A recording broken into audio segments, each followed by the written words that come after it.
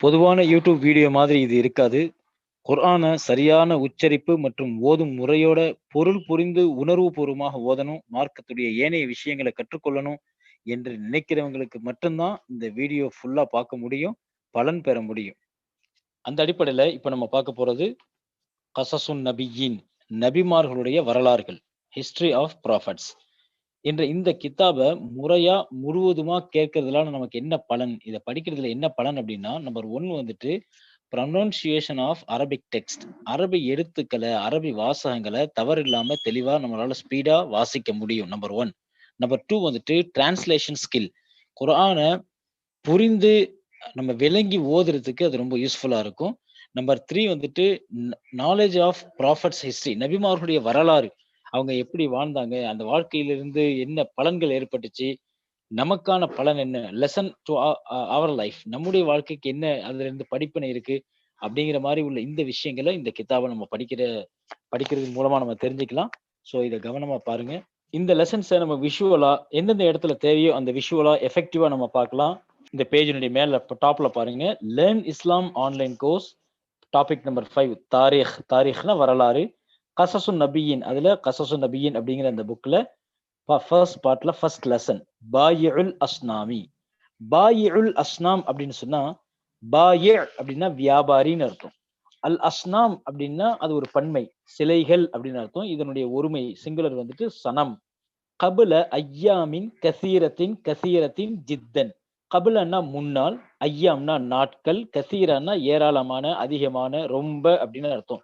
ஜித்தன் அப்படின்னா முற்றிலும் அப்படின்னு அர்த்தம். நீண்ட நாட்களுக்கு முன்னால் கான ஃபீ கரியத்தின் ரஜுலுன் மஷ்ஹூரும் ஜித்தன்.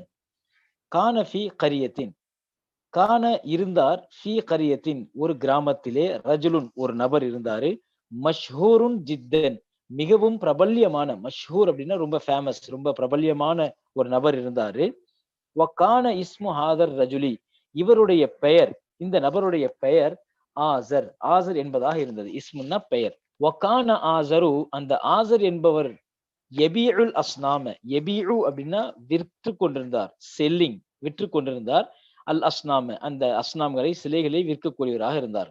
வக்கான ஃபி ஹாதிஹில் கரியதி அந்த கிராமத்திலே வக்கான ஆசரு எபியுல் அஸ்னாம ஆசர் சிலைகளை விற்கக்கூடியவராக இருந்தார். எபியு பாஅ எபியு அப்படின்னா விற்கிறது, செல்லிங். அவரே செய்வாரு, செஞ்சு அவரே விற்பார். வக்கான ஃபி ஹாதிஹில் கரியா. கரியா அப்படின்னு சொன்னா மேல இங்க வந்திருக்கு லஃபி கரியா. கரியா அப்படின்னு சொன்னா கிராமம், ஒரு கிராமம். சோ அந்த வில்லேஜ். வக்கான ஃபி ஹாதிஹில் கரியதி இந்த கிராமத்திலே பைத்துன் ஒரு வீடு இருந்தது.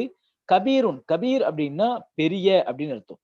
கசீர்னா நிறைய, கபீர்னா பெரிய. ஜித்தன் மிகவும் அதிகமான, சாரி மிகவும் பெரிய, மிகப்பெரிய வீடு ஒன்று இருந்தது. வகான ஃபி ஹாதல் பைத்தி இந்த வீட்டிலே அஸ்னாமுன் அஸ்னாம்கள் இருந்தது, சிலைகள் இருந்தது. அஸ்னாமுன் கசீரத்துன் ஜித்தன் ஏராளமான சிலைகளை அந்த வீட்டுக்குள்ள வச்சிருந்தாங்க.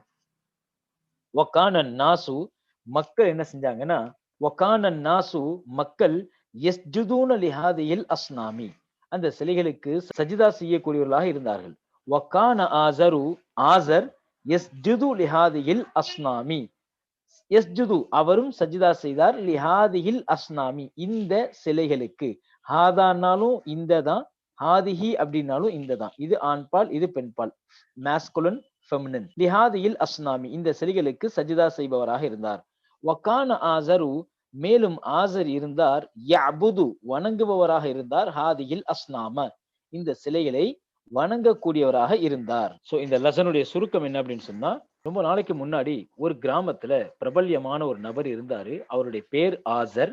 அவருடைய வேலை என்னன்னா சிலைகளை செஞ்சு அதை விற்பது அவருடைய வேலையாக இருந்துச்சு. அந்த ஊர்ல ஒரு பெரிய வீடு இருந்துச்சு. அந்த வீட்டுல நிறைய சிலைகள் இருந்துச்சு. மக்கள் வருவாங்க, அந்த சிலைகளுக்கு சஜிதா செய்வாங்க, அந்த சிலைகளுக்கு இபாதத் செய்வாங்க, வணங்குவாங்க. அந்த ஆசர் இருந்தாரே சிலைகளை எல்லாம் செஞ்சு விற்கக்கூடியவர், அவரும் அந்த சிலைகளை வணங்கக்கூடியவராக இருந்தார். இந்த லெசனை நல்லா பாருங்க, நல்லா பிராக்டிஸ் பண்ணுங்க. ஆரம்பத்துல போர் அடிக்கிற மாதிரி இருக்கும். பட் அதை ஒரு இம்பார்ட்டன்டான சப்ஜெக்டா எடுத்து நீங்க முறையா நோட்ல அதை எழுதி அந்த மீனிங்லாம் எழுதி நீங்க ஃபாலோ பண்ண ஆரம்பிச்சீங்கன்னா இன்ஷா அல்லாஹ் போக போக அரபியை படிக்கும் போது நமக்கு ஈஸியா புரிய ஆரம்பிக்கும். குர்ஆனை ஓதும் போதே புரிந்து ஓதக்கூடிய ஒரு நல்ல பாக்கியம் கிடைக்கும். அல்லாஹ் அப்படிப்பட்ட பாக்கியத்தை நம் அனைவருக்கும் தருவானாக. உங்களுக்கு ஏதாவது கருத்துக்கள் இருந்தா, உங்களுடைய டவுட்ஸ் இருந்துச்சுன்னா, நம்முடைய சேனல்ல உள்ள கமெண்ட் பாக்ஸ்ல அத டைப் பண்ணுங்க. அஸ்ஸலாமு அலைக்கும் வரஹ்மத்துல்லாஹி வபரகாத்துஹு.